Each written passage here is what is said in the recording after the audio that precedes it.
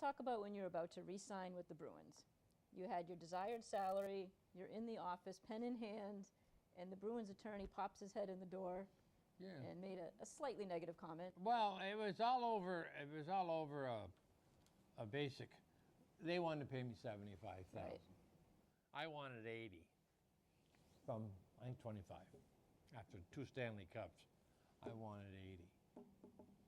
Because Harry Sinden had told me, he said he wanted me to go play defense. He wanted me to be a penalty killer. And I was, my rookie year, I played a left point in the power play.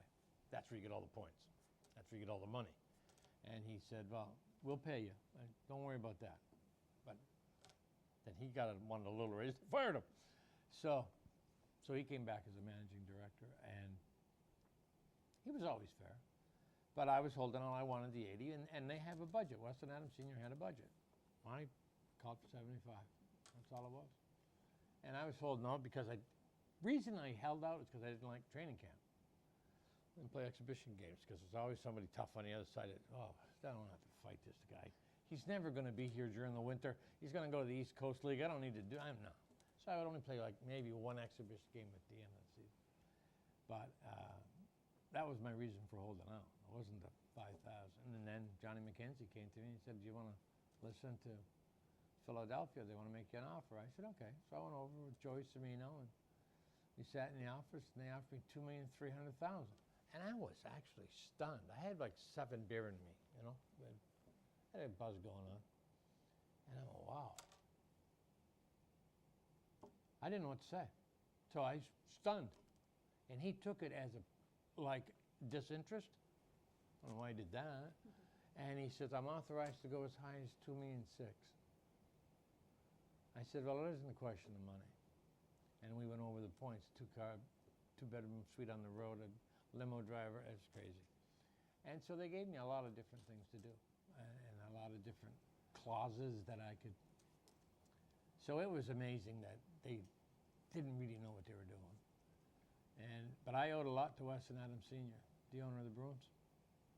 And I said, sign that and give me 5 banking days. Don't even know what it meant. But it was a Thursday, and I knew I could go to the bank. Wasn't open on Saturday, Sunday.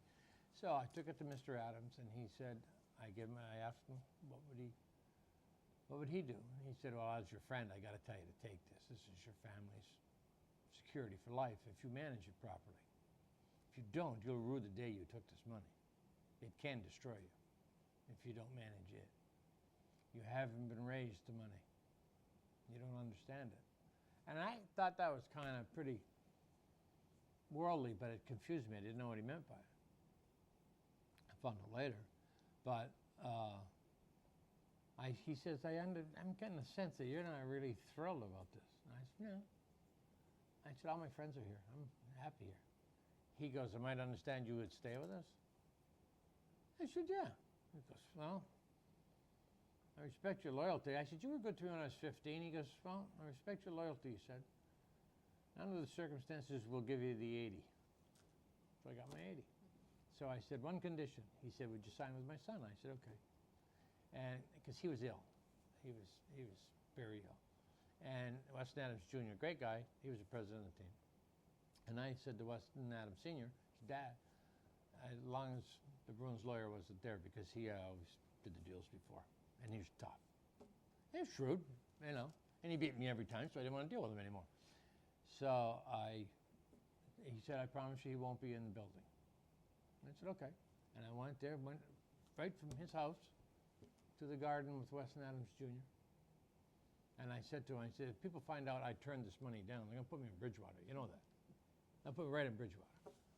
And which is, for the audience, just a local insane asylum. And he said, guaranteed, not a problem. I said, I really respect your loyalty. Same thing as Dad said. Just what is this? I said, okay. And I got the pen. It was all just team bonuses, a standard player's contract, $80,000. And I started the D, and the lawyer stuck his head in the door and said, I still think you're only worth 75. And I threw the pen out and went to Philadelphia. Shouldn't have done that. Should have stayed where I was. I was happy with the 80, so I wouldn't have had to experience the $2.5 million and the insanity that came with it. And when you're alone in a city that you don't know anybody, that happens to a lot of players. People don't understand that. You may give him $8 million and he goes to a town, get traded to a town. You don't know anybody. That's why players end up with these entourages. And those are the pack of people they know. And the hangers-on and stuff like that. I mean, we're all kind of small town. We never really grew up around the streets. We did what we did, and we loved it, and it was emotional, and then they gave you all that money. And a good many people don't understand it. In Canada, they did a study on lottery, the lottos, and the people that won big, like 20, 30 million. And I mean, there's 52 divorces, 11 suicides, 2 murders. It's like crazy. It totally disrupts your life. You live at a certain pace. The next thing you know, I bought a Rolls Royce. My God, did I buy a Rolls Royce the day I find out that the money was real? So the stupidity of it can eat you up. Was it pride? Was it what perception? The perception that they broke their word? I'm just trying to understand, like, that comment, him poking his head in the door, which clearly the owners didn't condone. No. It was. That's a good question, because I kind of had second thoughts about the money driving back, but I gave my word, so I said I was going to do it, and I couldn't get out of it because I gave my word to him. Okay. And that was my dad's thing about my bond. I said, okay. So it was an easy excuse. And as soon as he gave me an excuse, perfect. And I should have said perfect and laughed, but I said, meh, instead, and that was it. This excerpt is brought to you by the Massachusetts School of Law, the leader of reform in legal education and a leader in multimedia education for the public. To view the full interview and for a full listing of MSL's programs, log on to mslaw.edu.